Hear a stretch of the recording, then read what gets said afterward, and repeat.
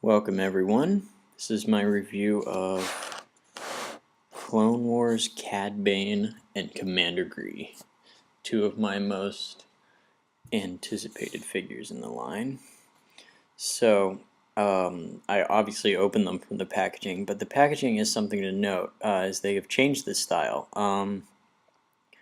It used to be these ugly sort of white cards with the clone logo in the background. Now they're these sort of small white rectangular cards with like red graphics. They're very sparse, very minimalist.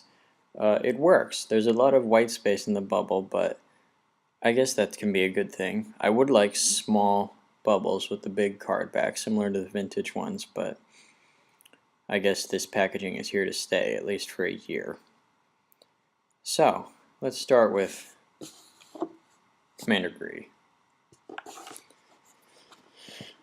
As you can see, this is the same clone sculpt that we have gotten used to.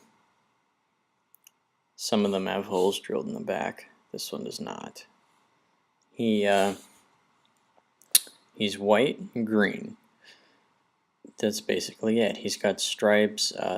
There's not much slop on this one, but I gotta say, I really had a hard time picking one in the store that didn't have slop on the helmet, like around the face area, so be careful when you're picking him out.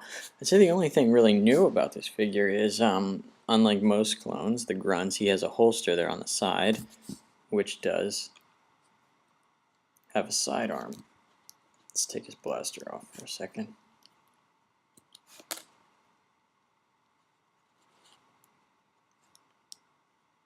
So yeah, he comes with a pistol. Only one pistol though. Would have preferred it if there was two.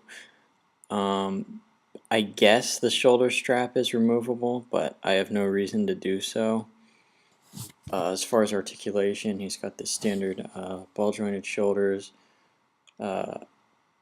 torso joint, hips, knee bend, and ankle. Now, here's the real crux of this figure for me, is you'll come to know through more of my reviews, I hate removable helmets.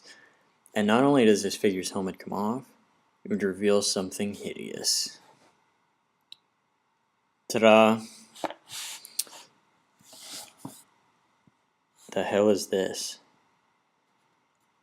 Sort of bad punk fashion design is this? I thought they were clones. Now they have their own ugly fashion statements on the heads. Yep, Commander Gree is rocking the bisected faux hawk here. It's not too pretty at all, and it almost ruins the look of the figure. Thankfully, that's what helmets are for. Overall, there's not much to say about Commander Gree, just because he's just another clone in the line.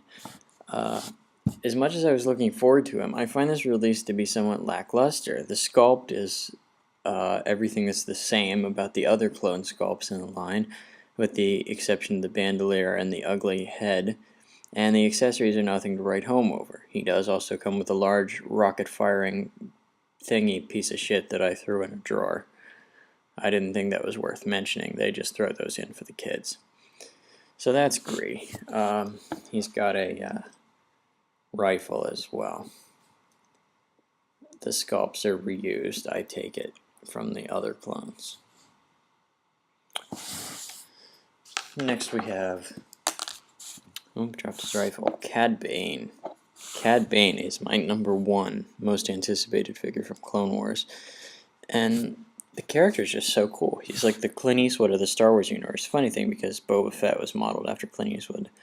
But look at that sculpt. Look at that pose. Fantastic.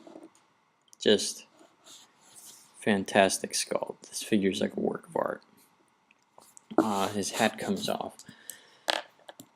And I was thrown because the in-package shots had him like that. Sorry, I know it's fuzzy. With the hat off. And I was not impressed. And the initial shots of the figure did not have me impressed either. I didn't think they'd nailed his likeness, but lo and behold, add the hat, get him out of the box, and he is perfect. So, great spending of $8, you say? Well, this figure does have some drawbacks. As you can see, his legs are static and pre-posed like that. He does not have knees, he does not have ankles. He does have little turbo boosters on the side there, but no. His head is ball jointed, but it's pretty restrictive. It basically works as a swivel. I think his waist moved. Let's find out. Yeah, his waist doesn't move much, only a few centimeters. I guess the main movement of this figure is in the arms. He's got ball jointed shoulders. He's got ball jointed elbows and swivel elbows, but the cords here kind of restrict that. He's also got the pistol here, pistol here. They fit nice and tight into the holsters. So this is a great looking figure. It's just hard to pose. The articulation's really shameful for a modern release. I guess because the all new tooling cost, they couldn't afford to give him updated articulation. He also has this gun, which he can't really hold too well, and especially not in two hands thanks to the articulation. But there you have it, Cad Bane. Despite the articulation, I'd recommend picking this figure up. Commander Gree, not so much.